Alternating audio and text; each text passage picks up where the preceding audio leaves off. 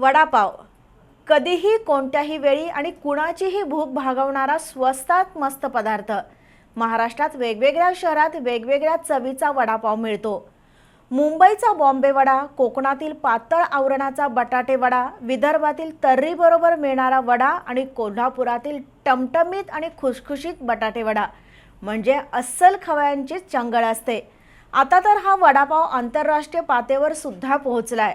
हातगाडीपासून ते मॉलपर्यंत सर्वच ठिकाणी मिळणाऱ्या, अनेकांना मोठा रोजगार देणाऱ्या आणि महाराष्ट्रीयन खाद्य संस्कृतीचा अविभाज्य घटक असलेल्या वडापावबद्दलचं हे विशेष वृत्त आजच्या जागतिक वडापाव दिनाच्या निमित्तानं।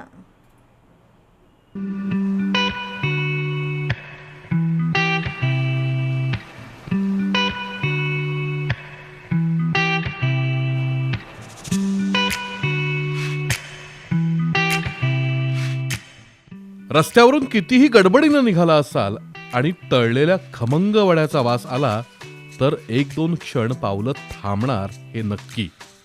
वडापावचं वैशिष्ट्यच आहे ते। अनेक नोकरदारांसाठी नाश्ता, लंच, डिनर असं सबकुछ म्हणजे वडापाव। कधीही कुठंही कुणीही सहजरित्या खाऊ शकणारा पदार्थ म्हणजे वडापाव। एक प्रकारे गरिबांचं जेवण म्हणूनही या पदार्थाची ओळख आहे। महाराष्ट्राच्या खाद्य संस्कृतीत वडापाव एका अढळ स्थानावर आहे। खरं तर वडा ही पहिल्यांदा मुंबईत गिरणी कामगारांच्या डोक्यातून आलेली कल्पना असावी। वडापावचा जन्म कसा झाला याबद्दल फारशी माहिती नसली तरी मुंबईच्या दादर स्टेशन बाहेर 23 ऑगस्ट 1966 रोजी अशोक वैद्य यांच्या गाडीवर वडापावचा जन्म झाला असं मानलं जातं। केवळ बटाट्याची भाजी आणि पोळी खाण्याऐवजी बटाट्याच्या भाजीचे गोळे बेसनात कालवून ते तेलात तळून बटाटे वडे बनवायला सुरुवात झाली। त्याच काळात दादरमध्ये सुधाकर म्हात्रेंचा वडापावही सुरू झाल्याचं जुने मुंबईकर सांगतात। हळूहळू वडापावनं संपूर्ण महाराष्ट्र आणि महाराष्ट्राच्या बाहेरही लोकप्रियता मिळवली। आजही मुंबईत ठिकठिकाणी मिळणारा वडापाव हे सामान्य माणसापासून अगदी उच्चभ्रू श्रीमंतांपर्यंत सर्वांचं आवडतं खाणं आहे।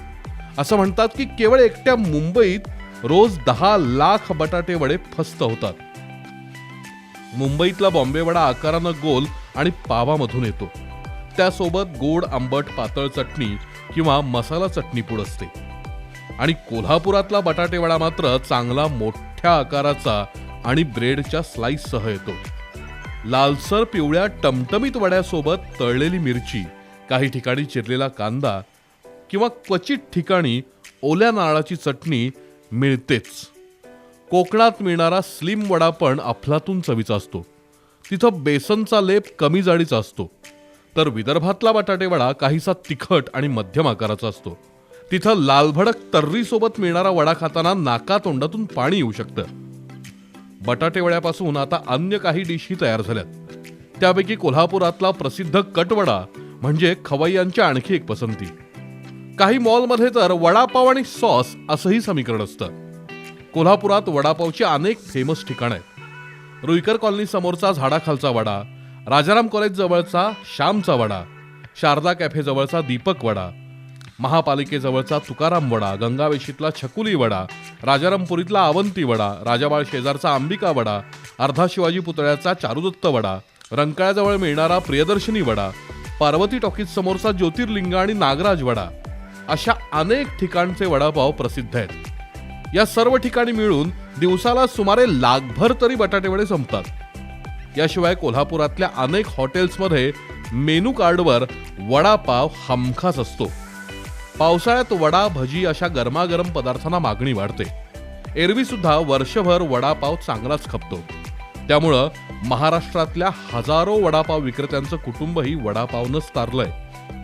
वडापाव विक्रीतून दररोज कोट्यवधी रुपयांची उलाढाल होते हे वास्तव आहे। एका वडापावच्या विक्री केंद्रातून बेकरी, डाळ उत्पादक शेतकरी, तेल निर्मिती कारखाने यांनाही मोठा बिझनेस मिळतो। अजूनही स्वस्तात मस्त खाणं म्हणून वडापावची महती कायम आहे। बटाटा वडा खाल्ल्यामुळं किती कॅलरीज वाढतात याचा विचार बाजूला ठेवून अनेक जण बटाटा वड्यावर ताव मारतातच।